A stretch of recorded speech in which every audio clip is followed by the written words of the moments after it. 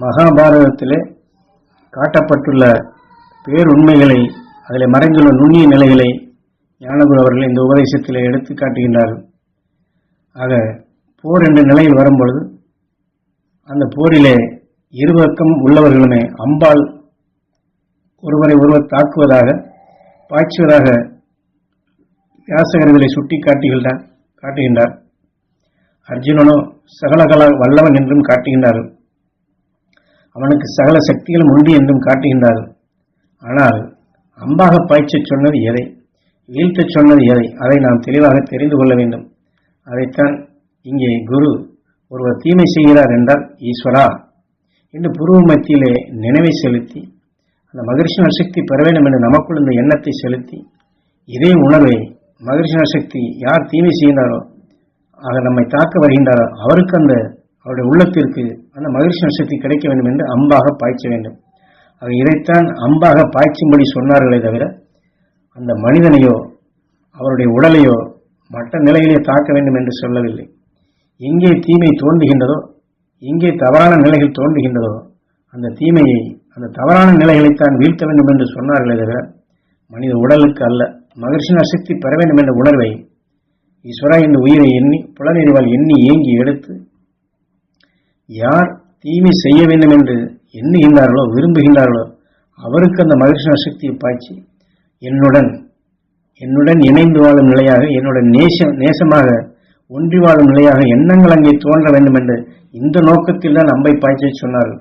ஆக அவரை வீழ்த்துவதல்ல, அங்கே தீமை செய்யும் எண்ணங்களுக்கு பதிலாக நன்மை செய்யும் எண்ணங்களாக, காத்திடும் உணர்வாக, நல்லதை உருவாக்கிடும் உணர்வாக, அருள் உணர்வுகளை படைத்திடும், அருள் உணர்வை உருவாக்கிடும் சக்தி அங்கே தோன்ற வேண்டும் என்று இதைத்தான் அங்கே அம்பாக இயற்றினார் என்று சகலகலா வல்லவன் என்று அர்ஜுனன் குறி தவறவே தவறாது என்று அவருடைய வல்லமையை நாம் செலுத்தக்கூடிய அம்பு நல்லதை உருவாக்கக்கூடிய சக்தியாக இருக்க வேண்டும் என்பதுதான், அதாவது வியாசகரால் கொடுக்கப்பட்ட அர்ஜுனனுக்குண்டான அவன் அம்பை எய்யக்கூடிய நிலையில் விளக்கமாக கொடுத்து தெளிவாக்கி கொண்டு வந்தார்கள். ஏனென்றால் அந்த கதைகளிலே வரப்பட போகும்போது கடைசியிலே போர் என்று ஆரம்பிக்கப்படும் பொழுது கீதாச்சாரம் என்று, கீதா உபதேசம் என்று கண்ணன் அர்ஜுனனுக்கு உபதேசிப்பதாக.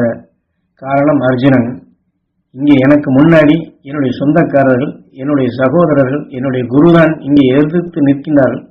அவரை நான் எப்படி, அவர்கள் மீது நான் அம்பை எய்வது, அவர்கள் என்னால் எய்ய முடியாதே என்றெல்லாம் அங்கே நாம் எண்ணத்தை, நம் உடலுக்குள் விளைந்த பற்று கொண்ட உணர்வுகள் எப்படி இணைந்த நிலையில் செயல்படுகின்றது, அப்பொழுது அதை நாம் எப்படி வீழ்த்த முடியாது, அது தடைப்படுத்தும் நிலையாக வருகிறது என்று அதை காட்டுவதற்குத்தான் இங்கே என்னுடைய சகோதரர்கள் என்றும் குரு என்றும் எனக்கு வேண்டியவர்கள் தான் அங்கே இருக்கின்றார்கள், நான் எப்படி இதை செயல்படுத்துவது என்று, சகோதரர் மீது அம்பை எய்ய வேண்டும் என்று எப்படி நான் செலுத்த முடியும் என்று அர்ஜுனன் கேட்கப்படப்படும் போது அங்கே கண்ணன் உபதேசிப்பதாக. ஆக அவர்கள் உன் சகோதரனாக இருந்தாலும் சரி, உனக்கு வில்வித்தை கற்றுக் கொடுத்த குருவாக இருந்தாலும் சரி, அவரை அறியாத அங்கே விஷமான எண்ணங்கள் அங்கே உந்தப்படுகின்றது. அதை அழித்திடும் எண்ணமாக உன்னுடைய செயல், அந்த எண்ணங்களை, தீமை செய்யக்கூடிய நிலைகளை, தீமை உருவாக்கும் நிலையை, அதைத்தான் நீ அழிக்க வேண்டும். ஆக நீ உயர்ந்த உணர்வின் அம்பாக அங்கே பாய்ச்சி அங்கே தீமையை நிறுத்து, தீமையை வீழ்த்து என்றுதான் அங்கே கண்ணன் அர்ஜுனனை போர் செய்ய தூண்டினான். அவன் போர் செய்யாது அமைதி கொண்ட நிலையில் இருக்கப்படும் பொழுது உயர்ந்த உணர்வின் சக்தியை எடுத்து மற்றவர்களுக்குள் பாய்ச்சி தீமை செய்யக்கூடிய நிலையில வீழ்த்த வேண்டும் என்று இந்த ரகசியத்தை தான் மெய்ஞானியான வியாசகர் நாம் எல்லாம் புரிந்து கொள்வதற்காக அதை சுட்டி காட்டுகின்றார். இன்னொன்றும் சொல்லுவார்கள், அதாவது சந்தர்ப்பத்தில் அர்ஜுனன் மீது கடுமையான சக்தி ஆயுதங்கள் வரப்படும் பொழுது அர்ஜுனனை அது தாக்கிவிடாதபடி கண்ணன் தேரின் சக்கரத்தை அழுத்தினான் என்று காட்டுகின்றார்கள்.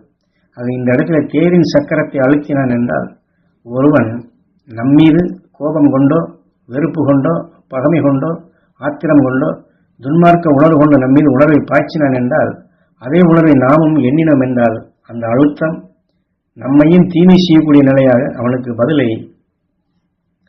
அவனை எதிர்த்திடும் உணர்வாகத்தான் இங்கிருந்து வரும். ஆக அதைத்தான் கண்ணன் தேரின் சக்கரத்தை அழுத்தினான் என்றால், அவன் நம்மை நோக்கி அழுத்திய அந்த தீமை செய்யக்கூடிய உணர்வு தனக்குள் வராதபடி அதை அழுத்த வேண்டும். எதை? நல்ல உணர்வுகளை, அருள் உணர்வுகளை நமக்குள் பெருக்கி அவருடைய உணர்வின் அழுத்த நமக்குள் நம்முடைய நல்ல எண்ணங்களை கெடுத்து விடாதபடி, அவருடைய உணர்ச்சிக்கு நம்மை தூண்டி விடாதபடி அருள் உணர்வின் வேட்கை அலைகளை நமக்குள் பெருக்கி, துருவ நட்சத்திரத்தினுடைய மகிழ்ச்சி உணர்வு நமக்குள் பெருக்கி, அந்த நல்ல உணர்வின் தன்மையை நாமும் பெற்று அவர்களுக்கு அது ஊட்ட வேண்டும். அது அழுத்தினான் என்று இங்கே சொல்லப்பட போகும்போது அவருடைய அழுத்தம் இங்கே வராதபடி நம்முடைய நல்ல உணர்வு இங்கே அழுத்தமாக செயல்பட வேண்டும் என்பதுதான் இங்கே தேர் சக்கரத்தை கண்ணன் அழுத்தினான் என்று சொல்லக்கூடிய நிலையில், அது நம்முடைய நிலைகள் எதிரி என்று வரப்பட போகும்போது, அதாவது தீமை என்ற நிலையில் எப்படி வந்தாலும் சரி, அந்த மகிழ்ச்சியின் அல்சக்தி பெற வேண்டும் என்று அதை நமக்குள் சிவமாக்க ஆக்கிட உடலாக ஆக்கிடல் வேண்டும். அது எந்த தீமைகள் எதிரிகள் என்ற நிலையில் வந்தாலும் சரி, துன்புறுத்தும் நிலையில் வந்தாலும் சரி, தீய உணர்ச்சிகளை தூண்டும் நிலையாக வந்தாலும் சரி, அல்லது பிரிதொரு ஆன்மா நம் உடலுக்குள் இருந்து தீமை உருவாக்கினாலும் சரி, அப்பொழுதெல்லாம் ஈஸ்வரா ஈஸ்வரா இந்த புருவ மத்தியிலே குருட்சேத்திர போராக அங்கே நிறுத்தி அந்த ஸ்தலத்திலே அது மகரிஷிகளின் அல்சக்தி அங்கே படர வேண்டும். எங்கள் உடல் முழுவதும் அந்த மகரிஷியின் அல்சக்தி படர வேண்டும். எங்கள் உடலில் இருக்கக்கூடிய ஆன்மாக்கள் அனைத்தும் அந்த உயர்ந்த சக்தி பெற வேண்டும். எங்களுக்குள் இருந்தது புனித நிலை பெற வேண்டும். எங்களுக்குள் இருந்தது தெய்வ நிலை பெற வேண்டும். எங்கள் பேச்சும் மூச்சும் உலகம் நன்மை பயக்கும் சக்தியாக வளர வேண்டும். எங்கள் சொல்லும் செயலும் புனிதம் பெற வேண்டும் என்ற இந்த உணர்வுகளைத்தான் எடுக்க வேண்டும். ஆக யார் நமக்கு தீமை செய்தாலும் நம்முடைய உணர்வுகள் அங்கே பாய்ச்சப்பட்டு அறியாமலிருந்து அவளை விடுபட செய்யும் சக்தியாக, பிறருக்கு நன்மை செய்யக்கூடிய சக்திகளை அங்கே ஓங்கி வளர வேண்டும்.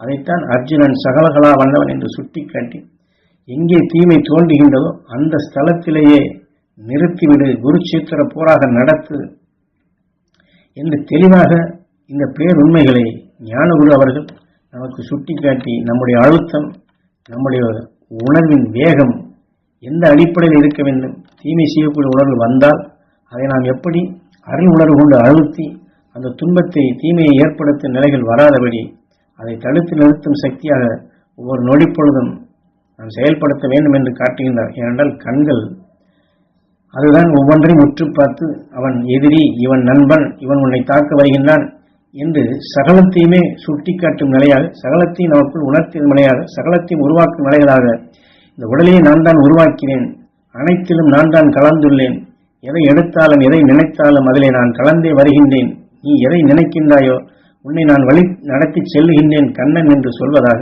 இதே கண்கள் தான் கீதையில் தெளிவான நிலைகளாக வியாசகரை சுட்டி காட்டுகின்றார். ஆக நம்முடைய கண்ணின் நினைவு தீமைகள் வரும் பொழுதெல்லாம் அருள்ஞானிகள் பக்கம் சென்று அருள் உணர்வுகளை பெருக்கி நாம் ஆத்மசுத்தி செய்யும் ஒரு பழக்கத்திற்கு வந்து அதை நாம் அலட்சியப்படுத்தி விடாதபடி, ஆக எல்லாத்திலும் நான் தான் கண்ணன் கலந்துள்ளேன், நான் தான் வழி நடத்துகிறேன் என்று சொன்னால், அந்த கண்ணின் நினைவில் துருவ நட்சத்திரத்தின்பால் இணைத்து கண்ணின் கருவெளிக்கில் அருள் உணர்வுகளை பரப்பி அங்கே துருவ நட்சத்திரத்தினுள்ளே பதிவு செய்து நம்முடைய நினைவாற்றலுக்கு ஆண்டினா சக்தியாக கொண்டு வந்தோம் என்றால், அதே கண்கள் நம்மை அருள் வழியிலே நம்மை அழைத்து சென்று நம்மை காத்திடும் சக்தியாக, அனைவரையும் காத்திடும் சக்தியாக, அனைவரையும் அருள் வழியில் அழைத்துச் செல்லும் சக்தியாக பிரம்மா, என்றால் கண்ணன் பிரம்மத்தை சேர்ந்தவர் என்று சொல்வார்கள்.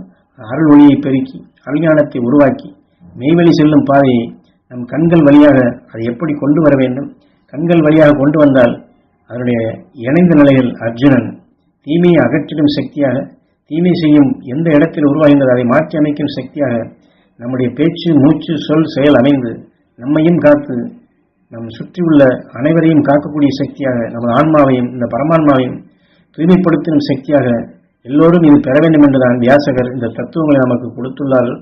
அதில் நுண்ணிய நிலைகள், மறைந்த நிலைகளைத்தான் ஞானகுரு எடுத்து நமக்கு இதில் காட்டுகின்றார்கள்.